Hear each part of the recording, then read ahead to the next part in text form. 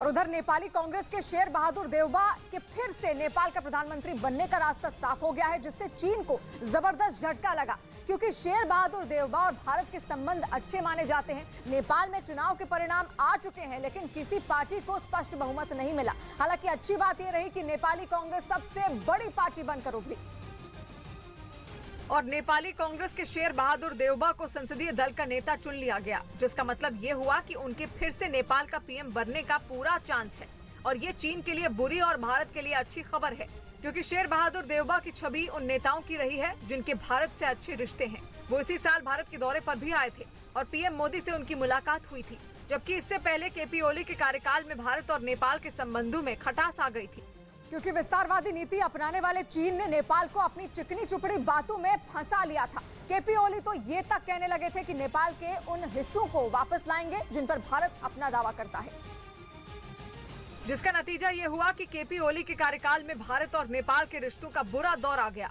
क्योंकि भारत के अच्छे दोस्त रहे नेपाल के ऊपर चीन की नजर पड़ गई है और इसने belt and road initiative project के तहत नेपाल को अपनी बातों में फंसा लिया है। लेकिन सत्ता में देउबा की एंट्री ने चीन के प्लान पर पानी फेर दिया। नेपाल का पीएम बनने के बाद वो भारत भी आए थे और दोनों देशों के रिश्ते बेहतर करने पर जोर दिया था, जिसे चीन के लिए झटका माना जा रहा है। क्योंकि नेपाल और भारत की करीबी चीन के लिए किसी बुरे सपने जैसा है और देउबा के फिर से पीएम बनने के बाद चीन की नेपाल के रास्ते भारत की घेरेबंदी करने का प्लान ठंडे बस्ते में चला जाएगा। और इस बीच रूस के रक्षा मंत्रालय ने यह दावा किया है कि उसकी फौज ने रूस में तबाही मचाने के लिए दागी गई 4 अमेरिकी मिसाइलों को मार गिराया। दावा है कि चीन 3 दिन के पहले यूक्रेन की तरफ से अमेरिका में बनी इन मिसाइलों से हमला किया गया था, जिन्हें रूस के बेलग्रेद इलाके में नेस्तनाबूद कर दिया गया। बेलग्रेद की सीमा यूक्रेन से लगती है और ये दक्षिणी रूस का एक अहम इलाका है। रूस के रक्षा मंत्रालय के मुताबिक यूक्रेन की सेना ने बेलग्रेद की तरफ अमेरिका में बनी 4 AGM-88 हांग यानी हाई स्पीड एंटी रेडिएशन मिसाइलें दागी थी, जिन्हें हवा में ही रूस ने मार गिराने का दावा किया। हवा से जमीन पर मार करने वाली ये मिसाइलें रडार से लैस एयर डिफेंस सिस्टम को भी ढेर करने की ताकत रखती हैं, जिनका इस्तेमाल यूक्रेन ने रूस के खिलाफ करने की कोशिश की। इस बीच बेलग्रेद के गवर्नर ने दावा किया है कि 3 दिन पहले यहाँ गोलीबारी हुई थी, जिसमें कि कई इमारतों को भारी नुकसान हुआ है और इस हमले में एक शख्स की मौत होने की खबर भी सामने आई। लेकिन दावा है कि रूस की फौज ने यूक्रेन की तरफ से दागी गई अमेरिकी मिसाइलों को तबाह करके ही दम लिया।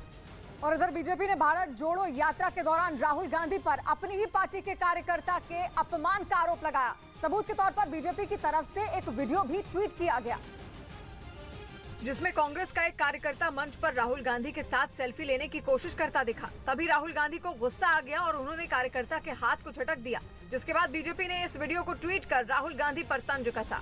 और उधर खबर है कि रूस के हवाई हमलों का जवाब देने के लिए यूक्रेन को एक बार फिर एलोन मस्क का साथ मिलने जा रहा है। एक इंटरव्यू में यूक्रेन के उप प्रधानमंत्री ने बताया कि यूक्रेन की मस्क की कंपनी स्पेसएक्स से डील हो गई है, जिसके तहत उसे 10,000 से ज्यादा स्टारलिंक एंटीना मिलने वाले हैं, जो कि वो काफी वक्त से मांग रहा था। जंग शुरू होने के बाद से स्पेसएक्स पहले ही यूक्रेन की मदद करने के लिए उसे लगभग 22,000 एंटेना दे चुकी है, मगर रूस से लड़ने के लिए यूक्रेन को और मदद की जरूरत है। इसलिए खबर है कि अब मस्क 10,000 से ज्यादा स्टारलिंक एंटेना यूक्रेन को देने जा रही है। दुनिया के हर कोने तक हाई स्पीड और सस्ता इंटरनेट पहुँचाने के लिए स्पेसएक्स अंतरिक्ष में उपग्रहों का स्टारलिंक नाम का एक महाजाल बना रही है। मस्क उसी स्टारलिंक के एंटेना यूक्रेन को देंगे।